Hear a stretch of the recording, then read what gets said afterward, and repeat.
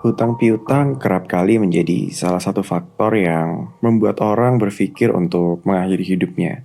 Bahkan tak jarang kalau orang itu sering berpikir untuk merampas atau merenggut nyawa orang lain demi menyelamatkan dirinya dari terjerat hutang.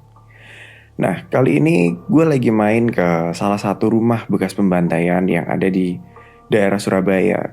Konon katanya, rumah ini itu dulu sempat ditinggali oleh sepasang suami istri dan dua anaknya.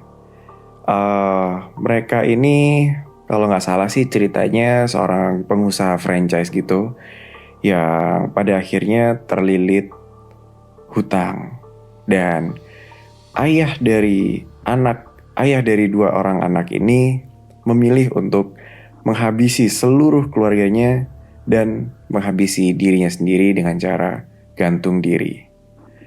Jadi waktu itu gue lagi main nih sama temen gue, anggap aja namanya Randy sama Rangga. Gue bertiga aja waktu itu seperti biasa. Gue jelasin dulu dana lokasi TKP yang bakal gue ceritain di cerita ini. Jadi rumahnya itu begitu masuk kita langsung bisa kita langsung bisa lihat ada toilet gitu di luar. Gue juga nggak tahu kenapa ada toilet di luar.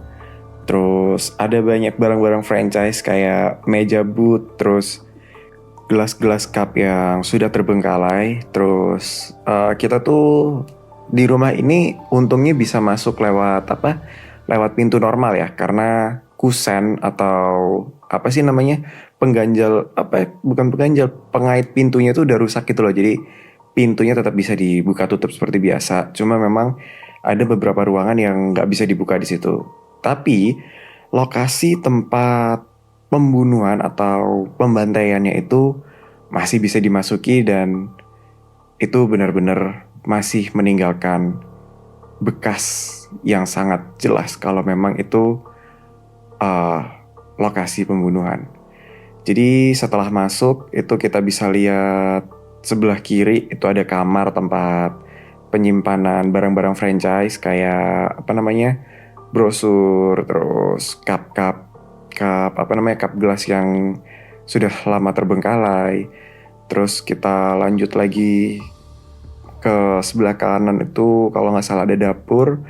Terus masuk lagi ke belakang itu ada kayak halaman belakang gitu yang ada sumurnya. Terus ada pohon yang cukup gede. Nah, di pohon ini konon katanya lokasi tempat sang ayah sekaligus suami dari istri yang telah melahirkan dua orang anak ini mengakhiri hidupnya dengan cara gantung diri. Nah, lokasi pembunuhan atau lokasi pembantaiannya ada di mana sih? Lokasi pembunuhannya itu ada di sebelah kanan, tepat di seberang pohon tersebut. Jadi kalau kita dari pohon itu maju dikit ada sumur, terus kita belok kanan, disitulah lokasi tempat pembunuhan seorang istri dan dua anaknya dilakukan. Bahkan di tembok-tembok dan di sana juga masih ada ranjang tempat penyekapan serta pembunuhan. Itu benar-benar masih ada darahnya nempel karena bekasnya nggak bisa hilang. Lokasi ini sudah cukup viral di kalangan para YouTuber explore. Waktu itu gue masuk sekitar jam 1 malam kalau nggak salah sama Randy sama Rangga itu. Seperti biasa karena gue masuk itu tetap salam, tetap kayak baca doa, ngasih doa gitu. Jadi di awal-awal tuh gue tetap tetap peaceful gitu loh, tetap damai, belum dapat nih mencekamnya. Nanti gue mulai muter-muter untuk memutuskan meditasi di satu titik yang menurut gue memang cukup mencekam pada malam itu baru ada tuh kayak rasa-rasa merinding, terus mulai bunyi-bunyi, bahkan sampai nanti ada penampakan yang bikin gue akhirnya ngibrit atau bikin gue KO dan memutuskan untuk selesai pada waktu itu. Jadi ceritanya gue, Randy sama Rangga masuk di rumah itu sekitar 1:30 atau jam 1 malam, gue lupa. Yang jelas Gua sama Randy Rangga ini seperti biasa masuk dulu. Kita masukin setiap ruangan sambil ngobrol-ngobrol sama penghuni sana seperti biasa. Kita ajak interaksi dulu untuk memancing. Menurut gue pribadi sih, selama gue belum masuk ke area pohon, sumur, dan kamar tempat pembunuhan ini, kayak semuanya itu masih normal-normal aja gitu loh. Sampai pada saat gue mulai masuk ke area, apa ya, kita sebut area apa ya, area X ya. Pada saat gue masuk ke area X ini, itu di situ semuanya berubah. Mulai dari hawa yang tadinya dingin, itu tiba-tiba jadi panas mencekam dan bikin sesak nafas. Tau gak sih, kayak gak ada udara gitu loh, kayak padet banget rasanya. Gini deh, misal lu dari parkiran nih, nih kita apa ya, kita ngebayangin lu lagi ke pasar ya. Dari parkiran itu kan masih bisa menghirup udara segar ya, sampai akhirnya lu masuk ke pasar yang hitungannya tuh crowded banget gitu loh. Itu kan beda atmosfernya, kayak tiba-tiba panas terus sesek kan. Nah, hal itu yang gua rasakan di area X ini. Padahal di situ ya cuma gua bertiga, Randy, gua sama Rangga gitu loh. Akhirnya gua bilang kan ke Randy, Ren, kayaknya sebelum uji nyali, gue pengen masuk ke ini dulu deh, ke kamar bekas pembantaiannya. Terus si Randy jawab, emang lu udah tahu mau apa namanya, mau uji nyali di mana? Kayaknya sih gue mau uji nyali di bawah pohon sih, pas di bawah pohon. Nah, si Rangga tuh dari tadi diem aja gitu loh, kayak gue tahu bener kalau sebenarnya si Rangga ini udah lihat something, tapi kayak dia tetap ngekip itu sendiri dan memilih untuk menceritakan semuanya di luar kalau menurut gue ya. Jadi akhirnya gue tetap masuk ke kamar itu sendirian. Gue ngecek-ngecek segala apa namanya, segala sudut ruangan ada apa aja, dan bener aja ternyata di sana masih ada darah. Dan apa namanya, waktu gue lagi ngecek-ngecek ini kayak apa ya, padahal gue tuh nggak ngapa-ngapain di sana. Gue tuh bener-bener nggak menyentuh apapun. Gue cuma lihat-lihat by center, tapi kayak ada suara kasur itu. Tahu kan spring bed kalau misalnya dipencet atau kita tekan itu kan bakal bunyi kayak ret gitu loh. Kayak bunyi apa ya, dejitan per itu loh. Paham nggak sih? Nah, itu tuh kayak ada yang duduk di atas kasur itu gitu loh. Kayak bener-bener ada yang duduk di kasur itu. Jadi bunyinya kayak rut gitu, kayak bener-bener bunyi per ditekan. Pada saat denger itu gue kayak langsung manggil Randy sama Rangga dong.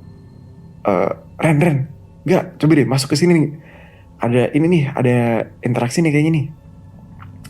Mereka berdua nyusulin gue, dan pada saat mereka berdua masuk ke kamar itu, tiba-tiba nggak tahu kenapa, gak ada angin, gak ada hujan, pintu apa namanya, pintu akses ke area X ini tiba-tiba ketutup. Padahal waktu itu pintu kita biarin terbuka lebar dan posisinya lagi nggak ada angin. Kita bertiga di situ langsung mutusin buat keluar dari ruangan itu, dan apa namanya, kita mutusin untuk langsung uji nyali di bawah pohon keramat itu. Gue bilang ke Randy sama Rangga untuk jaga di apa namanya, di kamar 1, di pintu masuk ke area X1, dan yang jaga di pintu area X itu Rangga, yang di kamar itu Randy. Gue udah mulai bakar lilin 3 sama bakar dupa 3. Gue tancepin apa namanya, dupa itu di bawah pohon, terus gue bakar lilin, gue duduk bersila di bawah pohon menghadap ke sumur.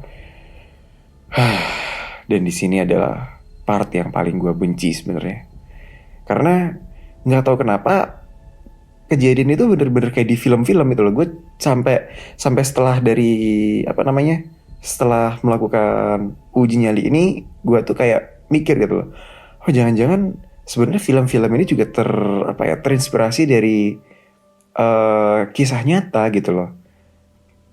Karena bener-bener yang gue alami saat itu bener-bener persis kayak di film-film. Gue mulai uji nyali itu sekitar jam 1:30 malam kalau nggak salah. Di 5 menit pertama itu udah mulai banyak apa ya, banyak interaksi kayak suara angin padahal nggak ada angin, terus suara langkah kaki padahal nggak ada yang melangkah. Sampai akhirnya di 10 menit pertama si Rangga itu bilang ada yang jatuh.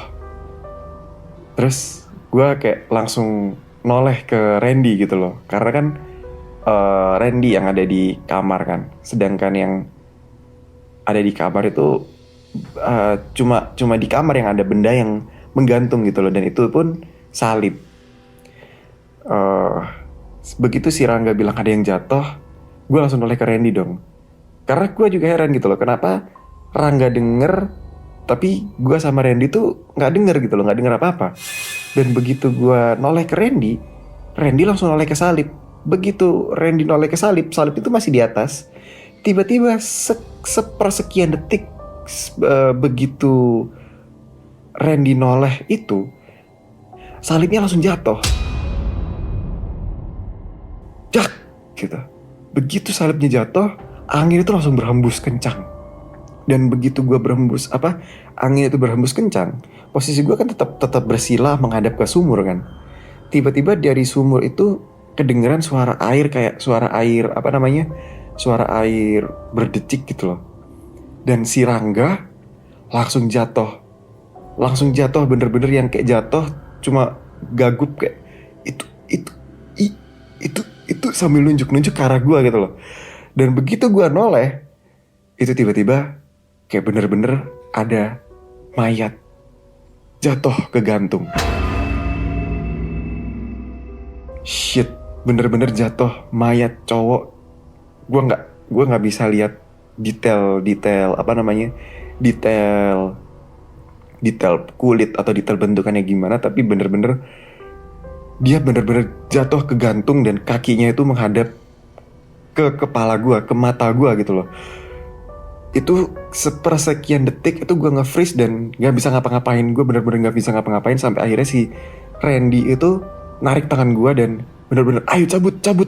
Dan kita bertiga akhirnya memutuskan untuk bener-bener langsung lari keluar dari rumah itu. Kita bertiga sampai di luar rumah itu langsung gak ngomong apa-apa. Kita semua speechless, kita cuma bisa tatap-tatapan. Bahkan sampai di tempat ngopi itu kita tetap gak bisa ngapa-ngapain karena kita benar-benar shock. Dan satu hal yang lucu di momen ini adalah begitu kita coba lihat rekamannya, kita semua kayak orang gila. Karena di dalam kamera itu gak kejadian apa-apa. Dan di dalam kamera itu benar-benar cuma kita yang kayak orang gila, bener-bener kayak orang gila, ketakutan kayak orang gila. Jadi yang gua lihat, yang kita rasakan, yang Rangga lihat, yang Randy lihat, salib jatuh, itu semuanya nggak ada di kamera. Kita semua bener-bener bingung dan memutuskan buat nggak nge-publish dan nggak nggak menceritakan hal ini pernah terjadi ke publik. Tapi malam ini gue memberanikan diri untuk speak up tentang kejadian ini, dan ini juga sudah mendapat persetujuan dari 2 teman gue tadi. So, mungkin that's it cerita gue malam ini. Semoga terhibur. See you and goodbye.